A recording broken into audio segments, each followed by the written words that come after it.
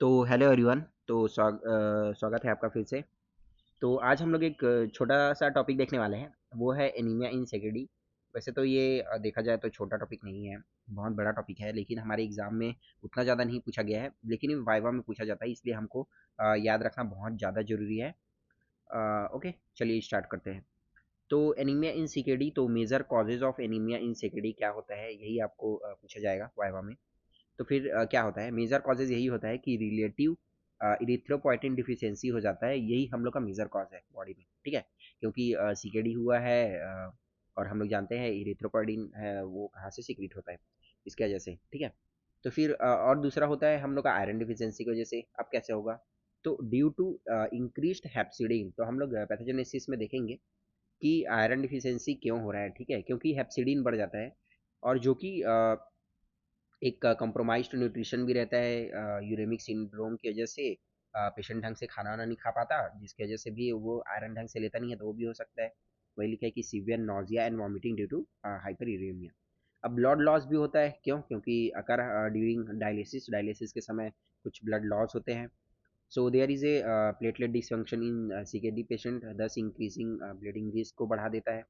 Uraemia can cause blood loss, ये भी करवाता है। एंड वेस्कुलोपैथी हो सकता है एंड रिड्यूस्ड इरिथ्रोसाइट सर्वाइवल हो जाता है सीकेडी के पेशेंट लोगों में, ठीक है। अब इन्फ्लेमेशन के जैसे, तो जैसे कि हम लोग को पता है कि सीकेडी एक इन्फ्लेमेटरी कंडीशन है, ठीक है, जो रिलीज करता है हम लोग का इंटरल्यूकिन 6, और ये इंटरल्यूकिन 6 हम लोग को स्टिमुलेट करता है हेप्सिडिन को। तो हेप्सिडिन हम लोग को पता है ये फेरोपोटीन 1 को इनहिबिट कर देता है, जिसकी वजह से हम लोगों का आयरन का एब्जॉर्प्शन कम हो जाता है, ये आप लोग समझ सकते हो, ठीक है। अब ये इनहिबिट करता है बोन मैरो को भी इनहिबिट कर सकता है, इन्फेक्शन हो सकता है जैसे कि इन्फेक्शन के जैसे, एंड हाइपर पैराथायरॉयडिज्म तो हम लोग पहले वो देख चुके हैं। And cause bone marrow fibrosis करा सकते हैं, जिसकी वजह से भी ये हो सकता है anaemia. And other neutral deficiency भी हो सकता है। अब हम लोग डायग्नोसिस कैसे करेंगे, तो diagnosis of anaemia in CKD, अब इसके लिए केडीगो गाइडलाइन दिया हुआ है कि कब हम लोग बोलेंगे, ठीक है। तो फिर अगर हम लोग सीबीसी करवा के देखते हैं तो ऑब्वियस सी बात है कि एच बी लो आएगा। दोस्तों ये ढंग से आपको समझ नहीं आ रहा होगा, ये जो टेक्स्ट है वो क्योंकि ब्लर हो जाता है यूट्यूब में अपलोड करने के बाद।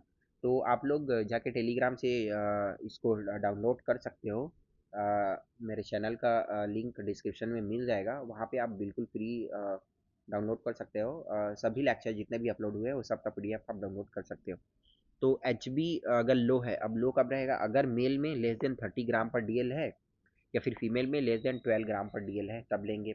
ब्लड स्मीयर करेंगे तो फिर नॉर्मोसाइटिक नॉर्मोक्रोमिक एनीमिया हमको देखने को मिलेगा। एंड आयरन स्टडी करेंगे तो इन्वेस्टिगेशन ऑफ चॉइस होता है ये, तो टू आइडेंटिफाई प्रेजेंस और absence of iron deficiency. Ferritin देखेंगे नॉर्मल या फिर स्लाइटली इंक्रीज हो सकता है। And transferrin saturation less than 2%, ठीक है। अब मैनेजमेंट कैसे करेंगे, तो स्टेप 1 में वही आइडेंटिफाई करेंगे एंड करेक्ट करेंगे आयरन डिफिशियंसी को।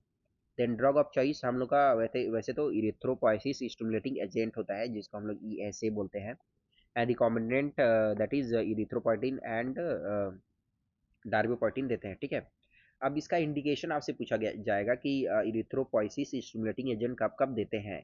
तो CKD patient not on haemodialysis अगर है, वो हीमोडायलिसिस में नहीं है सीकेडी के पेशेंट, तो हमको कब स्टार्ट करना है, जब उसका एच बी लेस देन 9 ग्राम हो, ठीक है।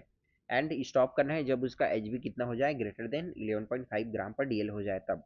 अब सीकेडी पेशेंट ऑन हीमोडायलिसिस है, ठीक है, तो स्टार्ट करना है वेन एवर रिक्वायर्ड, जब भी रिक्वायर्ड हमको वो कर देना, स्टार्ट कर देना है। The patient might loss blood in the process, हम लोग को पता है हीमोडायलिसिस में ब्लड लॉस होता है। लेकिन कुछ कुछ पॉइंट है यहाँ पे हमको याद रखना है, जो कि केडिको की गाइडलाइन में है, ठीक है। एच बी का टारगेट हम लोग का 11.5 ग्राम पर डीएल होना चाहिए। Then when to start EPO, तो ये एच बी हम लोग का अगर लेस देन 9 ग्राम पर डीएल है तो। वेन टू स्टॉप ईपीओ, तो हम लोग का एच बी अगर 11.5 है तो। And what level should not, तो एच बी अगर हम लोगों का ग्रेटर देन 13.5 ग्राम पर डीएल से ज़्यादा नहीं जाना चाहिए, 13.5 पे। And target transferrin saturation greater than 30% होना चाहिए। एंड टारगेट फेरिटीन हम लोग का ग्रेटर देन 500% होना चाहिए। तो ये हम लोग छोटा सा टॉपिक था, कंप्लीट हो गया है। तो इस तरह से हम लोगों ने जो यूरोलॉजी है उसके मोस्ट ऑफ दी जो इम्पोर्टेंट टॉपिक होता है वो हम लोगों ने कवर कर लिया है। तो वो आज जाके प्लेलिस्ट भी बना हुआ है यूरोलॉजी का अलग से, तो उसमें आप जाके देख सकते हो। Okay, thank you so much.